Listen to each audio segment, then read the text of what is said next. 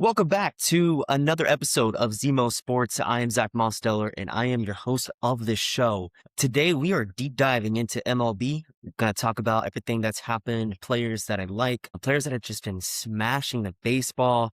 We're going to talk Mets. We're going to talk Phillies. We're going to talk about Red Sox as well. So we're going to deep dive into all of that as well. But first things first, this page is now sponsored by WickfullyYours. So this candle right here. Whether you're celebrating a big win or surviving a tough loss, your space should still smell like a victory.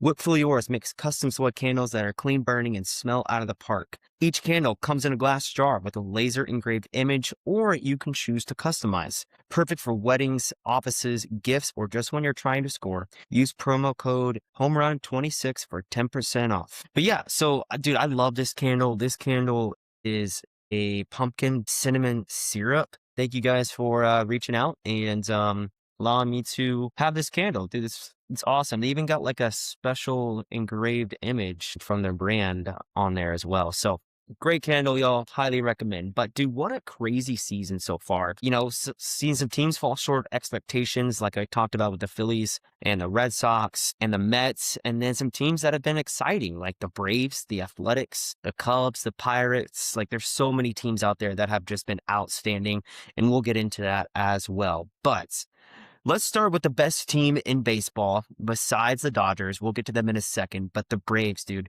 they have been outstanding. Their hitting has been on another level. Their pitching is great as well. So a team that's 20-9 right now, a team that will definitely compete, I think, in the NLCS with the Dodgers, but they're on a tear. And this is a team that I think could win a championship.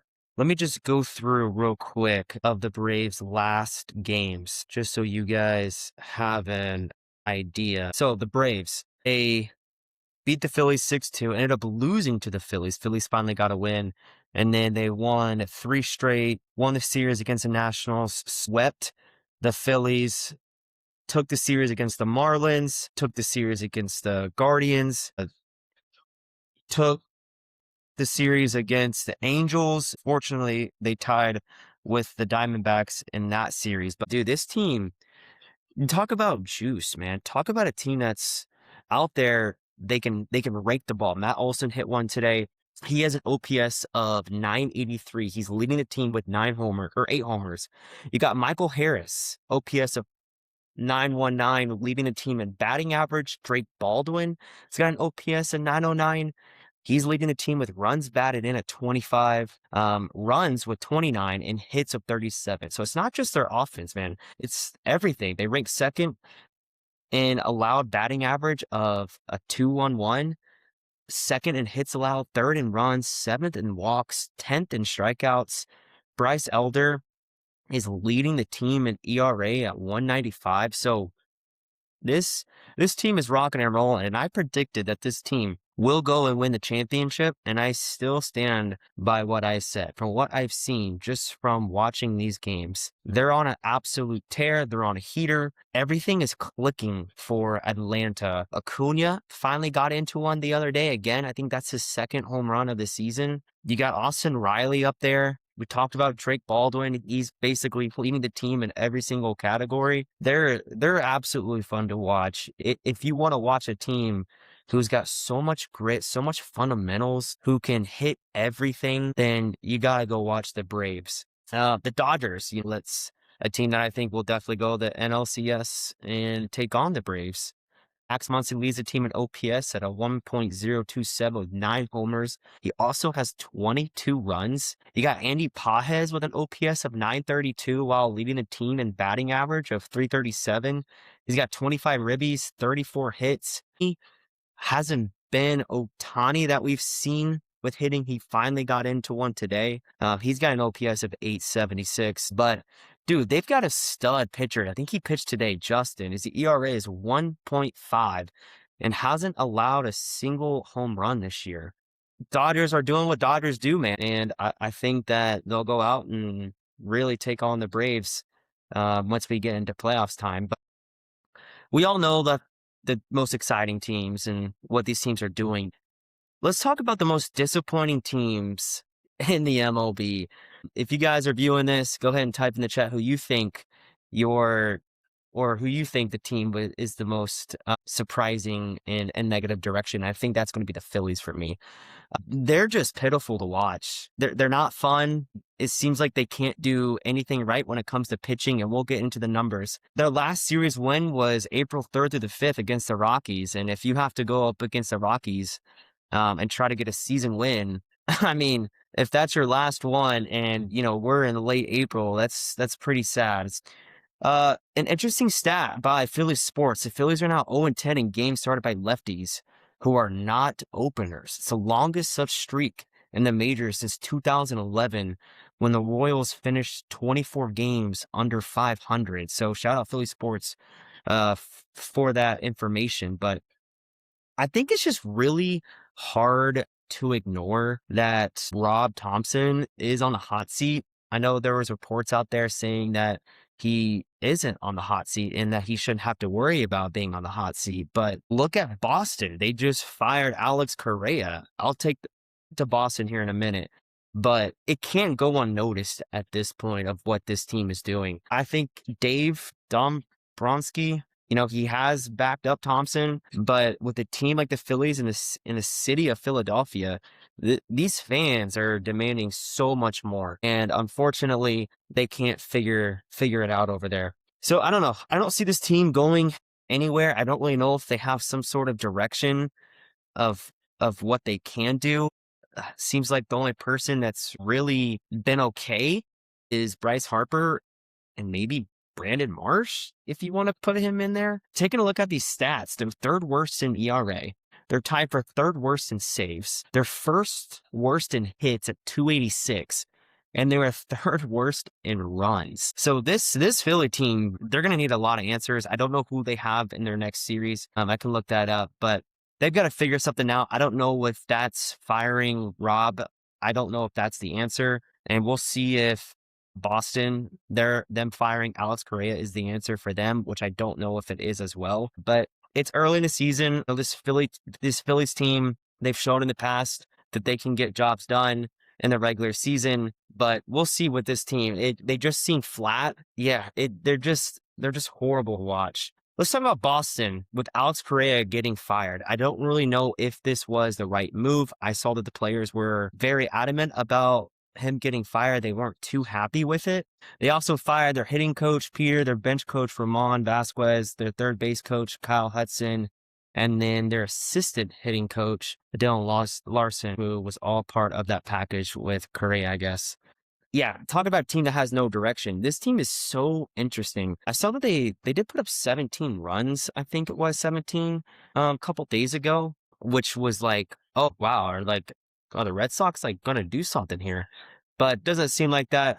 I think there's just a lot of pressure on this team, and it started from the beginning of the season. I think MLB had their power rankings. I think Boston was 6, I think, and they are one of the worst teams in baseball. So there's a lot going on with them. Sam Kennedy thought it was the right move. He said, it's early in the season. I'd rather make this move now and then transition into the middle towards the end of the season. And hopefully that we are going into the right direction. Yeah, Chad Tracy has been named the intern manager. They do rank dead last, like I said, in the AL East. And here's where they rank offensively. 23rd in runs, 22nd in batting average, 27th in OPS, 28th in total bases, and 28th in home runs. And they're just not getting that consistent production from their offense. Aaron Duran's batting 189 with only 1 home run. Trevor Story is batting 198 with 2 home runs. You got Roman Anthony batting 217 with a homer. And then you got, he only has 4 ribbies. And then really the only people that are kind of like doing anything is Wilson Contreras and Willie Abreu. So I think Willier's got 4 home runs. I know he started off the season really, really hot, which was fun to watch because we were expecting fireworks from this team right off the jump.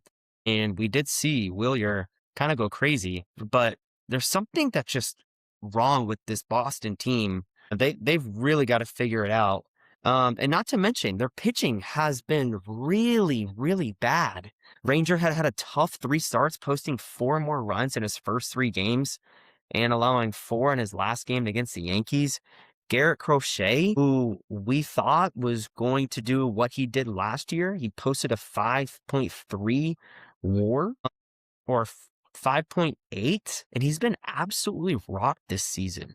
He's got an ERA of 6.3. He did have a great outing against Baltimore a couple days ago where he had 7 Ks, 6 innings pitched, and 0 runs. So hopefully this gets him back on track. But he has been nothing short of disappointing to start the season. See, he has given up 5 home runs as well. So not great from your strong left-handed pitcher. A lot of people, and including me, had the Boston Red Sox as one of the best pitching tandems in the MLB, and unfortunately, that is not the case.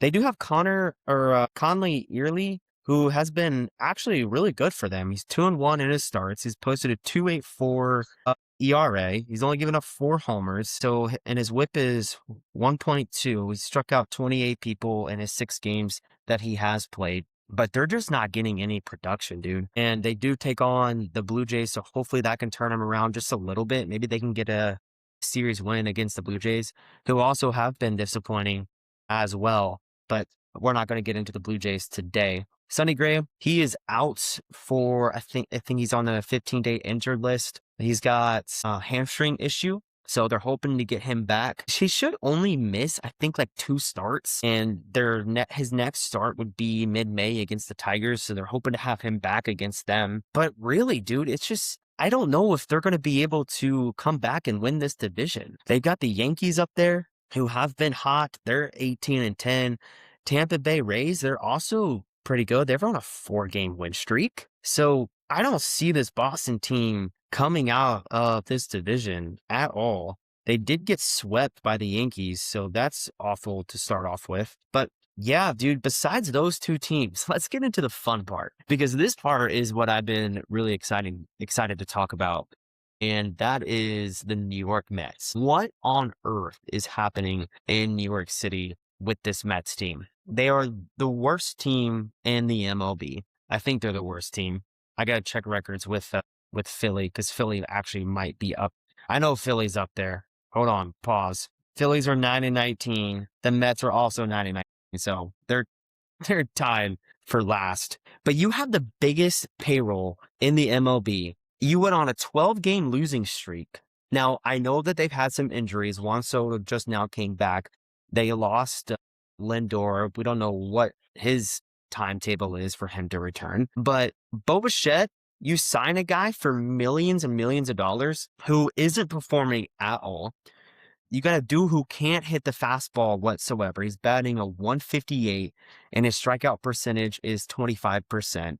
The only pitch he's hitting well is a sinker, but he can't figure out how to lift it. I mean, he can't figure out how to hit off speed. Might as well throw him a slider and a sweeper and hope that he can hit it. He has been absolutely terrible against off speed.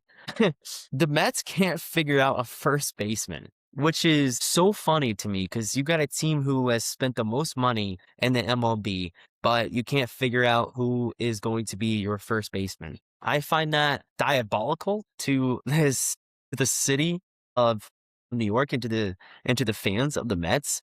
They are going through some rough times right now. And, talk about Francisco Lindor. Great ball player, dude. He has been outstanding through his career, so no shade to Lindor. But it is so funny. Listen to this. He was laughing while he struck out against Otani, which you're on, I don't know how many games they lost in a row, but you're laughing at the plate, getting struck out by Otani. You can't get the ball over to first in a routine ground ball against the Cardinals. And I remember watching this game, getting picked off at first because you're just lollygagging around. And then you have no idea how many outs there are in the game, and you take the ground ball and you step on second knowing that, or thinking that there's 2 outs already. That is not winning formula. I don't understand what's going on with Lindor. This is a Lindor that I just truly haven't seen from him. And, I didn't think that losing Pete Alonso was going to be such a big deal for the Mets, but I mean, apparently it is. That's a guy that's going to give you 40 home runs every season, and they can't put the pieces together. They rank dead last in RBIs with 92 and have allowed 122. That's a run differential of 30. The only team that's worse than that is the Phillies, and they're 54. So let me go through real quick of the MLB preseason power rankings to let you know how weird this MLB season has been, because this was posted by MLB.com. They had the Dodgers at 1. They had Seattle at 2, the Yankees at 3, Toronto at 4, the Phillies at 5, the Mets at 6, the Cubbies at 7, the Tigers at 8, and then there's Boston at 9. So you have 3 teams right there that are dead last in their divisions that can't figure out how to play baseball, compete with these other teams, when you know damn sure that these lineups, these guys should be producing on the mound and offensively, but they can't figure it out. And it's mind-boggling to me that you guys are paying this much money for these guys with these big markets, and who knows if you're going to make the postseason. Strictly for the Mets, this will be a complete embarrassment for the Mets, for the city, for the ownership group, for the managers, everyone in that clubhouse, if you can't figure out how to make the postseason. And right now, with the way you guys are playing, there is no chance that you guys are going to be able to compete. The whole idea of spending this much money in the offseason was so that you guys could go out there and compete with the Dodgers. And quite frankly, that is not going to happen. The only team that I could see right now that is true contenders against the Dodgers, like I said, is the Braves. I honestly thought that the Astros were going to be up there towards the beginning of the season with the way Jordan was playing and the way that they were playing overall. I had them in a couple podcasts ago ranking in like my top 3. So they've kind of fallen off a bit. But it is a complete embarrassment right now of what this New York City Mets team is doing. They need to figure some things out, whether they got to do some firing within the front office, the managers, the hitting coaches, the pitching coaches. It doesn't matter. Something's got to be done with this Mets team in order for them to win. Maybe they do take the approach of Boston and see what Boston does, but maybe that approach is good. I don't know. This team is the most surprising team to me in the MLB. And I know once I post this that there's going to be fans of New York. Oh, this is what, we expected. We get our hopes up every single season. We don't do anything when it comes to playoffs. Well, quite frankly, you guys aren't making the playoffs. With the way you're playing now, and I know it's still early, but at this point in the season, we are a full month down of reps, of seeing pitches, fielding, pitching. Pitchers have already had like 6 starts already. It should be right now in a group, and it's not. But yeah, I don't know. This team is quite interesting, to say the least. Let's talk about the NL Central. Is this the most competitive division right now? Maybe besides the NL West. I mean, this is fun. You got the Reds, who are 18 and 10, the Cubs, who are 17 and 11, the Pirates are 16 and 12, the Brewers are 14 and 13, which a lot of people, including myself, thought that the Brewers were going to wipe away this division. I mean, not wipe away, but like staying content with the Cubbies. And then the Cardinals are 14 and 13. So the Cardinals are dead last in the division. I'm not really too worried about where we're going, even though we've lost, is it 4 straight? Is that how many we've lost? Yeah, because we got swept by the Mariners at home, and actually some really close games. The Reds, man, have been incredible to watch. They rank 10th in runs allowed. Offensively, they rank 5th in home runs. They've got 37 on the season. Ellie De La Cruz is putting on a show. TJ Friedel hit one. Sal Stewart, Nathaniel Lowe got himself another one today. Wait for the Will Benson days. I don't think he's hit one yet. Not that I'm aware. He hasn't hit one yet.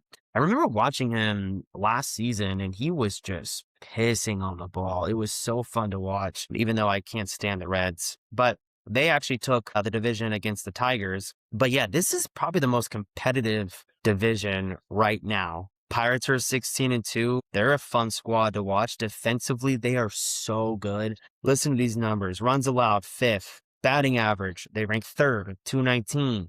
Total bases allowed, second. They need to get some more offense going. They do rank 8th in runs, but they're kind of like middle of the pack when it comes to that. But yeah, so the NL West is also really competitive. Dodgers are sitting at the top at 19-9. The Padres are 18-9. They're a half game back. The D-backs are 15-12. And then you got the Giants and the Rockies. So I think the top two right there, the Dodgers and the Padres, will definitely come out of that.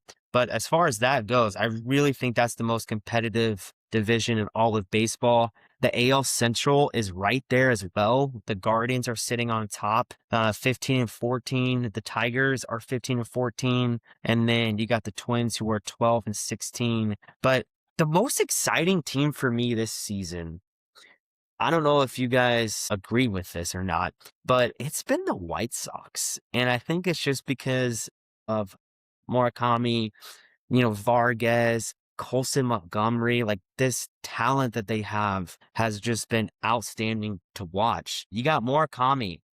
He has 11 homers on the season. He's tied first with Jordan. He literally went 5 straight games with a homer, and all of them were on the road. And this is what he's doing to right-handed pitching. This is literally video game numbers. He's got 4 homers to 4 seam fastballs. He's slugging .679 with a launch angle of 22.1. His barrel percentage is 26.3%. And against the changeup, he's got 2 homers slugging .917 with an exit velocity of 93 and a barrel percentage of 25%.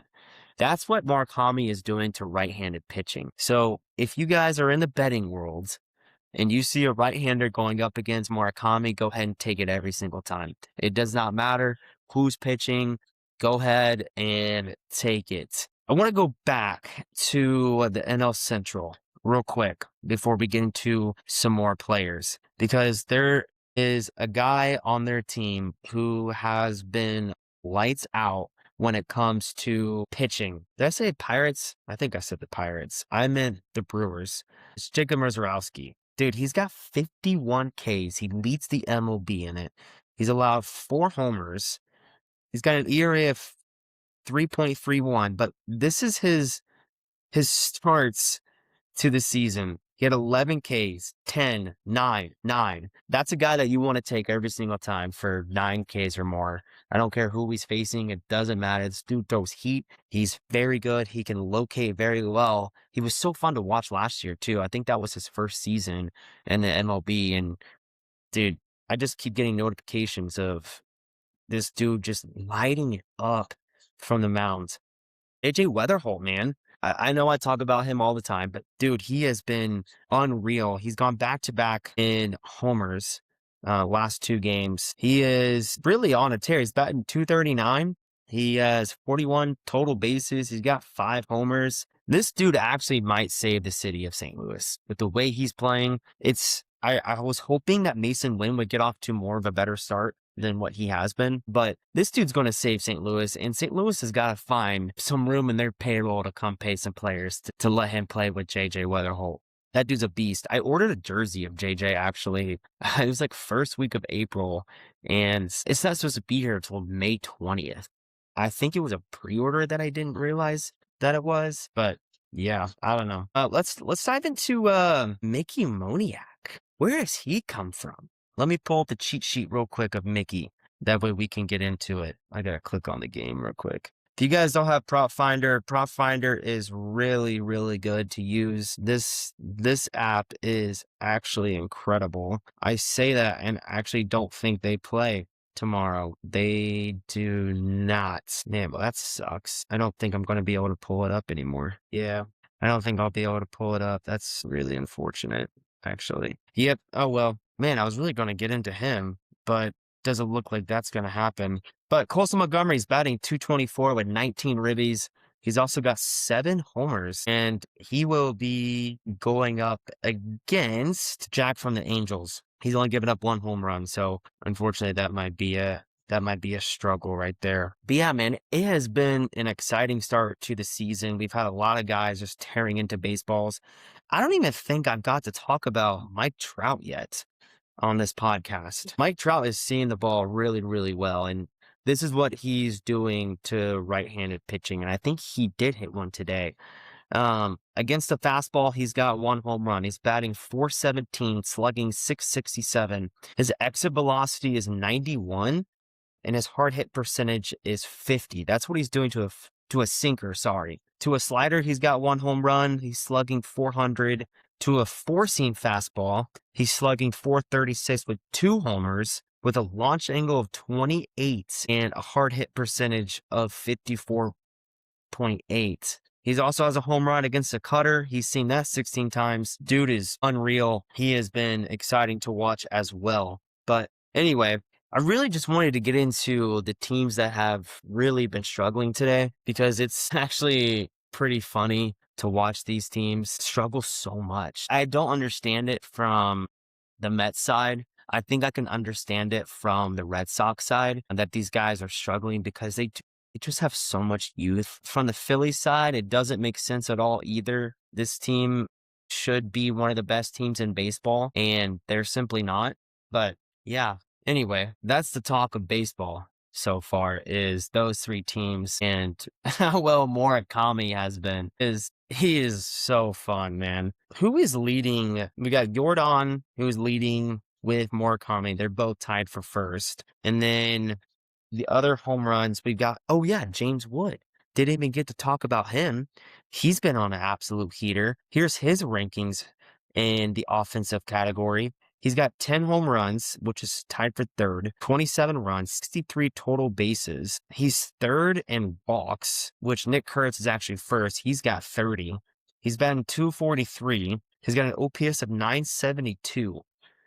Now, unfortunately, he does lead the league in strikeouts with O'Neal Cruz. He's got 44, but your big sluggers are the guys who I honestly think are going to strike out the most. James Wood sits atop of 44. O'Neal Cruz is 43. Gunner's 41. Murakami is 41.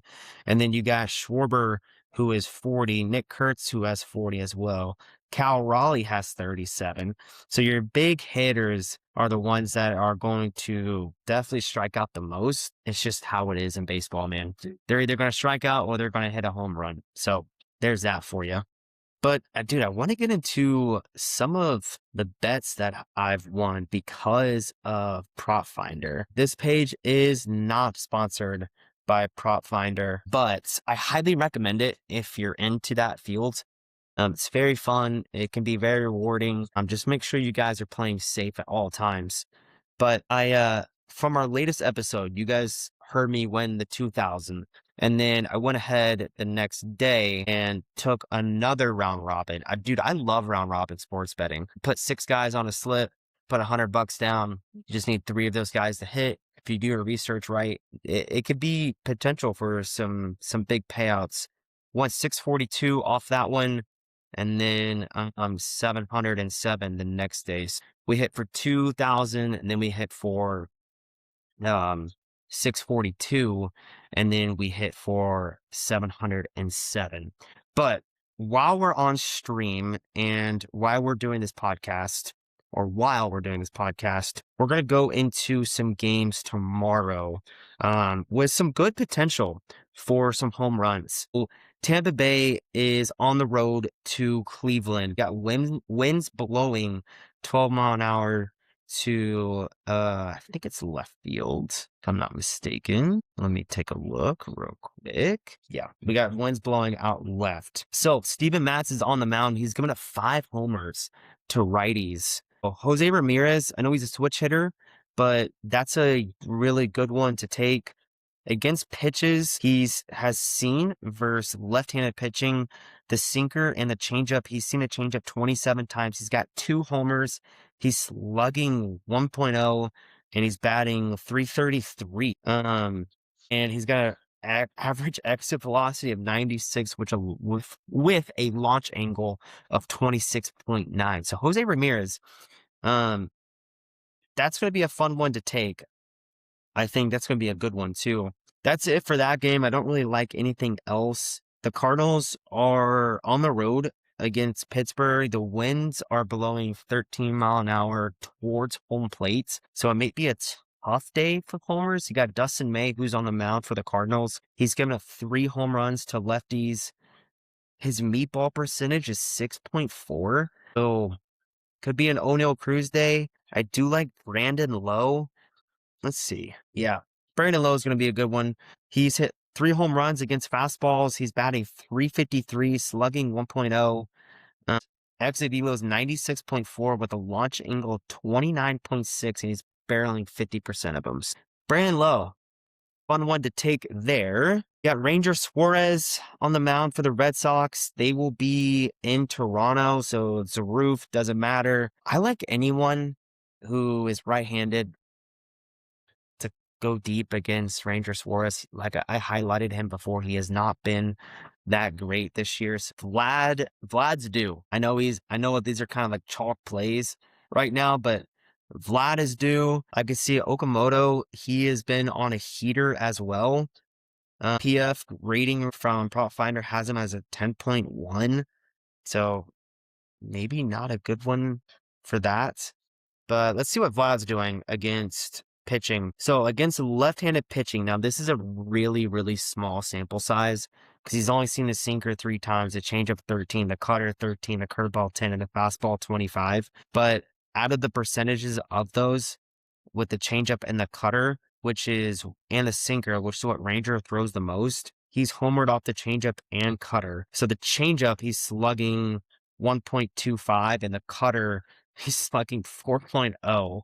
Like I said, these are really small numbers, but the exit velocity for the changeup's 104, and the exit velocity for the cutter is 108, with a launch angle of 24.9. Vlad, he's due, man. I think he gets into one tomorrow. Any other big names on this list for tomorrow? Anthony Kay is on the mound for the White Sox, but winds are blowing 24 miles an hour down towards home plate. So that one is not good. Do not bet on that game. I think it's supposed to rain too. We are getting that front coming in tomorrow. There's like some dangerous storms happening. I don't know how much is supposed to hit here, but it is going up towards Indiana and into Kentucky. I'm sure we'll get a little bit of it, but hopefully not too much. Fingers crossed. So that's a good one to take no homers. The Yankees against the Rangers, maybe homering off Jack Leiter. Kind of struggling versus lefties. Let's see. Yeah, Ben Rice is a good one. He's been kind of hot lately. He's got a rating right now of 63.3. which he has 3 homers against the fastball, and he's got 2 against the changeup. He's slugging 1.286 as of right now against the fastball, with an exit velo of 100.4 and a launch angle of 20.7. And that's really about it that I'm liking right now as far as home runs. There's a lot of good pitchers tomorrow. So those are the guys that I like to homer tomorrow. But speaking of homers, Saturday was so weird. It was like a Sunday feel. There wasn't a lot of big names. There were some homers, but not the guys that I thought. So make sure you guys are deep diving into your research if you're betting on homers and betting on guys. But anyway, thanks for tuning into ZmoSports Podcast. Make sure you guys grab your hands on a Wickfully Yours candle. I'm going to try to do more of some props for you guys coming into this week. We'll see if our house is still here with the tornado, so play that by ear. No, I'm just kidding. It should be, hopefully. But I will definitely deep dive into more baseball again. Kind of a shorter segment, but I really just wanted to get into the Phillies, the Mets, and the Red Sox just because of how disappointing they've been. And we'll see if they can turn it around. You know, baseball could flip on a switch. I remember watching the Cardinals more than a couple years ago, maybe like 5 or 6 years ago, where they went on that 15-game winning streak and ended up sneaking into the playoffs. So you never know with baseball. Things could, flip on a dime and boom, you're in the playoffs. But we are so far away from the playoffs. Shout out to the Celtics getting the win today. Peyton Pritchard dropped 30-something points. Maybe it was just 30. He actually went nuclear. And then Tatum had a good game. Brown, I think, dropped 30 as well. So Celtics just need one more to close out the series. So I'll be tuning into that. And don't forget to watch some NHL playoffs. It's been exciting so far. I've got the Rockets game on right now, so I'll finish up watching that. They're beating the Lakers by almost 20.